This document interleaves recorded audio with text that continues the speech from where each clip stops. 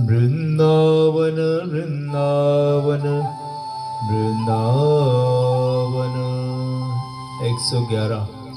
अहो रसिक शेखरः स्फुरति कोऽपि वृंदावने निकुंज नवनागरिकुच किशोर केली प्रियः करोतु सकृपां सखी प्रकटपूर्ण नत्योत्सवो निज प्रियतमापदे रसमये ददातु स्थितिं ददातु स्थितिं।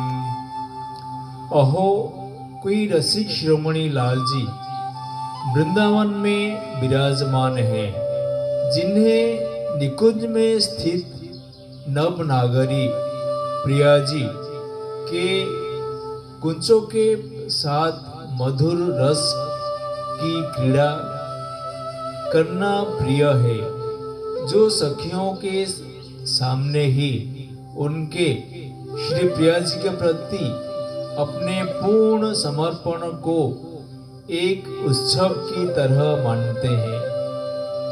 वे मुझ पर कृपा करें और अपनी प्रियतमा श्री प्रिया जी के रसमय श्री चरणों में मुझे स्थान दे, मुझे स्थान दे।